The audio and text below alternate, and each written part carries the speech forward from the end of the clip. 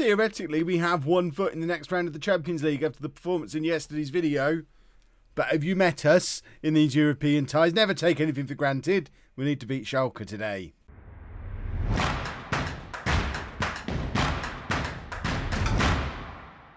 Hello and welcome to part 185 of It's Coming Home. I'm Kevin. Coming up on today's episode, we are playing in that second leg at home against Schalke in the Champions League. We then have a Premier League game away against Leicester. The Premier League seems to be slipping through our fingers a little bit this season.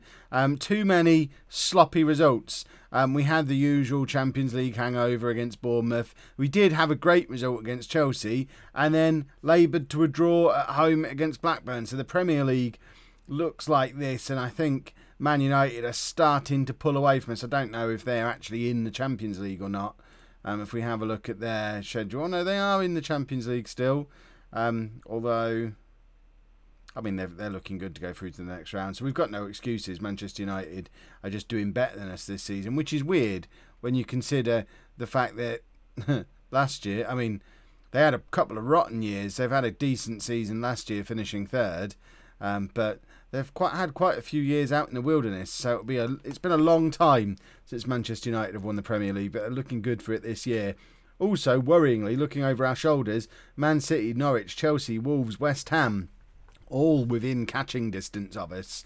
So we do need to make sure we don't slip too much, because a scenario where we don't win the Champions League again and somehow don't even qualify for it could be disastrous. But hopefully it's just a temporary blip. We are still second in the league. We are still having a good season, and hopefully we'll stop slipping up in these Premier League games. But we're not worrying about that first. First, it's all about the Champions League, and this is the team we're putting out there for the second leg against Schalke. Remember, 2-0 up from the away leg in yesterday's episode. So we've got Powell in goal, a back four of Aleph, Beron, Lee and Meyer. Candemil, we're picking up a knock, which is why he's not playing.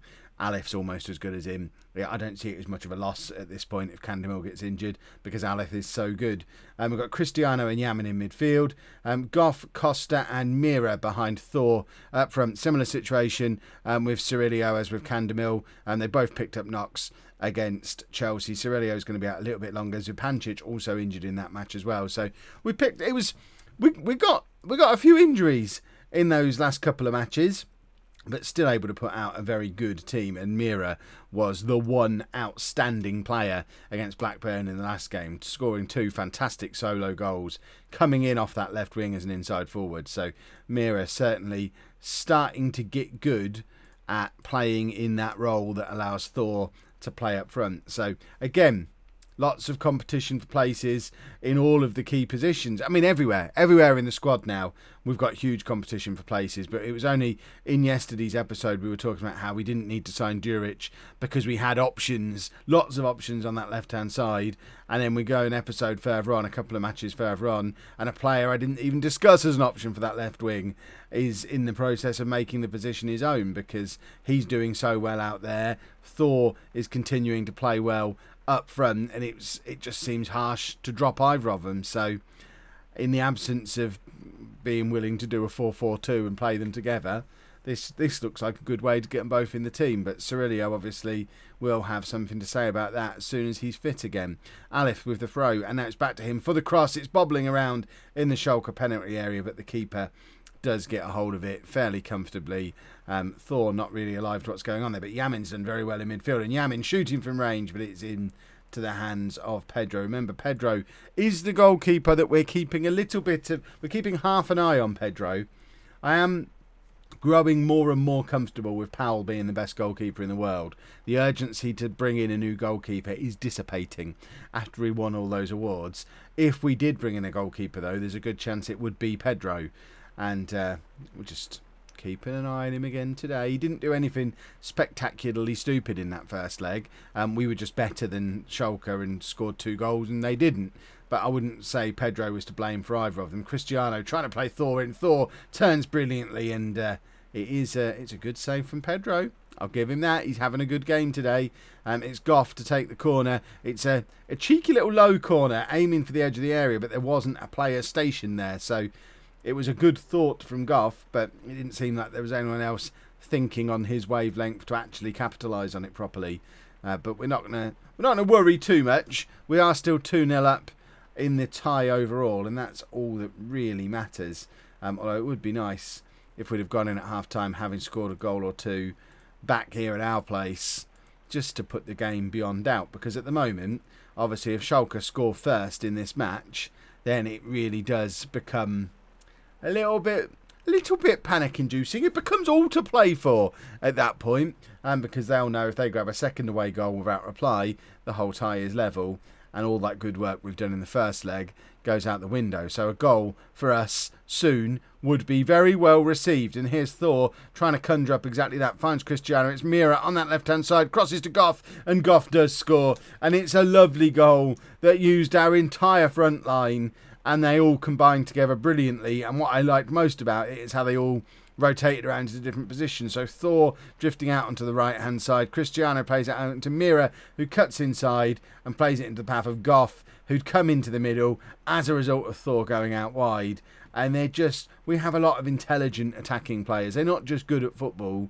They're aware of what everyone else is up to. They're thinking, and they're just, if a pocket of space opens up, they go and fill it. They don't seem too worried about playing in their own positions, which when things are going well is lovely.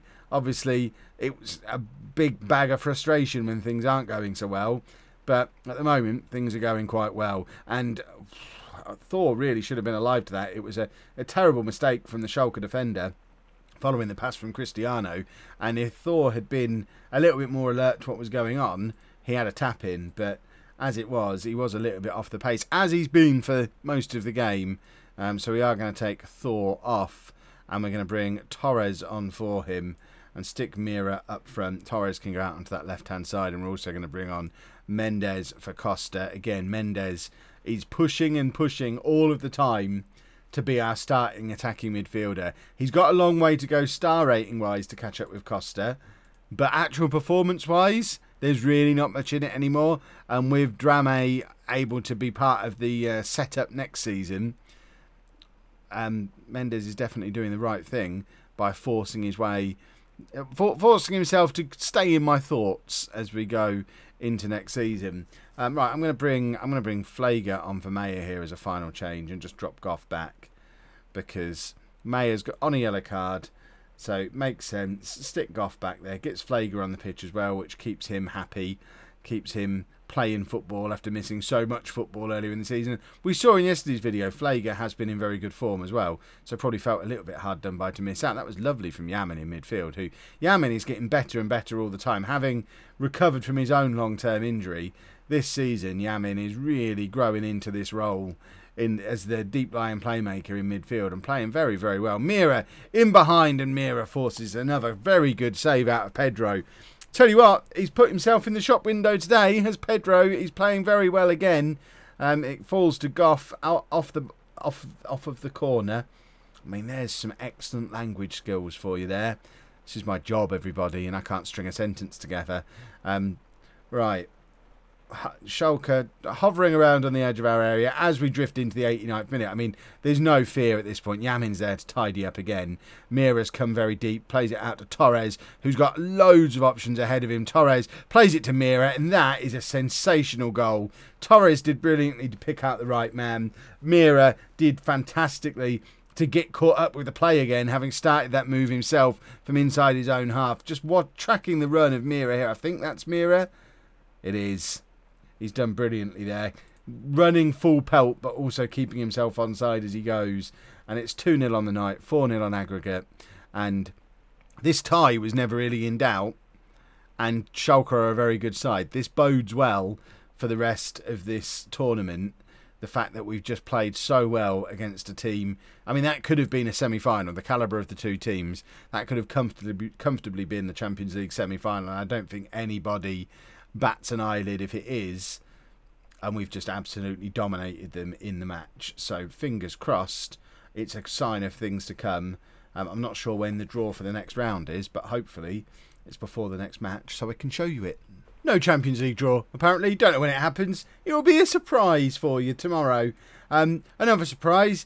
We're trying to avoid... I mean, it's not that we're trying to avoid the hangover from the Champions League. It's more to do with the fact that we're going to lose this game anyway if form throughout the season is anything to go by, so we may as well try a few things, give game time to a few players, and you never know, doing such huge rotation might actually lead to us winning because there's not as many players in the team to do the hangover thing. So we're going with Saidi in goal, a back four of Candamel, Beron, Lee and Joksimovic, with Marshall and Yamin in midfield, Torres, Mendes and Flager behind Mercier up front. We've got all the stars down on the bench, but I just wonder if by changing as many players as we have, we're having a fitter team out there, a team that hasn't just gone through Champions League fun. Leicester have got Cheraldini up front, I've just noticed. We can potentially drop out the qualification spots. My word. We're in terrible form, 10th in the form table. It is time to start improving. Let's sort our lives out, starting today. It's really not the team you'd expect me to pick when we're trying to turn form around, but I think my logic is sound. What we've been doing in these games, off the back of Champions League games, hasn't been working. So we're trying something different. We've got a big squad. We've got a lot of players. Let's start using them a bit more. Mendes now plays it back to Beron. Beron all the way back to Saidi. A very rare appearance in goal for Saidi now. I wonder if he's going to do a Saidi thing and do something spectacularly silly. Candamil now charging through the middle of the pitch rather than down the left-hand side, which is a little unusual for him. And the move breaks down as soon as it gets to Mercier, which is, I mean, that's a fairly common sentence for me to have to say. That's a lovely tackle from Mendes. Remember, Mendes, our attacking midfielder, tracking back and getting a great challenge in Flager with a lovely cross, and Mercier does score. And perhaps I was a little too harsh on him early on. We're going over to the little telly, which, don't be stealing a goal from him with the little telly. He's finally starting to look like a half-decent striker in these last couple of matches, and the goal does stand.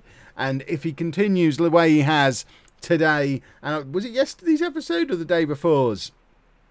Mercier's starting to turn into a goal scorer, so we might have a third striker that I mean, do we want to sell him for 40 or 50 million quid in the summer, or do we want to keep him around as a third striker who is starting to score? I know, I mean, I wouldn't pay 40 or 50 million pound for him at this point, but I think I'm definitely happy to keep him around as an option, knowing that if he does stop scoring, he's still young enough for us to sell him for big money. Candamel with the cross doesn't make it past the Leicester defender, falls to Torres, and Yamin finds Mendes. Mendes from the edge of the area, and it's just over, but it's a lovely effort from Mendes. As it stands, we're only 4 points behind Manchester United again. They must have dropped some points somewhere, because that gap is closing, and with both us and United having a game in hand on everybody behind us, we're actually looking pretty strong again. If we come out of this game with a win, we're looking like we're in a title race again all of a sudden, and it's just between us and Man United, which is a very nice situation to be in. Yamin finds Mendes, and Flager from range forces a save out of the Leicester keeper. You've got a feel for Marshall in midfield for us. Been at Manchester United all his career, still hasn't won the league title with them. Comes to home, defending champions, looking to win a title with us, and it looks like it might be going back to Manchester United are now 2-0 up against Norwich, and it becomes a 6-point gap again. Poor old Marshall's never going to get his Premier League winners medal, is he? Bless his cotton socks. To be fair, even if we won the league this year, he probably isn't getting a medal, so I don't think he'll have played enough games by the time the season ends. But I guess that's the least of my worries. Right, guard against complacency. We've had some strong starts in some of these games we've been bottling. We were 2-0 up against Blackburn in the game that we drew 2-2 just before I recorded the episode. So the fact that we're winning at half-time, let's not get too ahead of ourselves. We need to actually go on and do well in this second half. Marshall hits the frame of the goal there. He wants a Premier League winners medal. Torres now with the corner, floats over. The keeper just gets a hold of it without any real issues at all. And the game continues, and we need to keep an eye on Cheraldini because, you know, former home players. Oh, in fact, he's gone off. We don't need to keep an eye on him anymore. He's guaranteed not to score against us. That is splendid. Right, let's have a look at some substitutions. It's just big guns as options to come off the bench, and that's not a bad thing at all. So Torres can come off for Mira. Mendes can come off for Costa, and that will do for now. But They're two changes that have only strengthened this team. And it's Torres with the corner. Mercier misses an open goal. Goodness me. He won't get many better chances than that throughout his career. Probably needs to be doing a little bit better if we are going to take him seriously as our third striker. Mira, though, we take him seriously. It's an absolute thunderous strike. Looks like it's gone down as a goal for Flager. And it's been disallowed. So it must have hit Flager on the way through. Which, I mean, get out of the way of it, Lucas. Mira's hit that so hard, no one needs to get in the way of it on the way. It's going in the back of the net regardless. I feel a little bit sorry for Mira there because it was stunning. Right, final change time. We are going to take off Beron, bring on Juranovic. That's the one change we've made that probably hasn't strengthened things, but Juranovic is going to be as good as Beron at some point, so it's all about giving him... There's probably a strong argument that Juranovic should have started and Beron or Lee didn't both need to be on the pitch. Costa with the corner in the 93rd minute, and there's a header into the hands of the Leicester keeper, but hopefully they don't have enough time to build up a counter-attack, although they have got the ball and the clock is still ticking, so there's always time. But he's not in any rush, is he? And the full-time whistle does go. We do pick up a win. We've solved the problem of the Champions League hangover, and it's just play a bunch of kids. Who knew? But we are just about clinging on to Manchester United as they charge for. We need them to drop points. I don't know if we play them again before the end of the season. Presumably we must. We play them again there. So, depending on... We might even do that as tomorrow's episode, Man United plus whatever that Champions League game is. Or we could do Man United and Spurs and then both legs of the Champions League and do it that way. We'll figure something out anyway. Either way, big matches coming up again tomorrow. If you've enjoyed that, please make sure you leave a nice big thumbs up on there for me. Subscribe to the channel for daily Football Manager videos. And thank you very much for watching.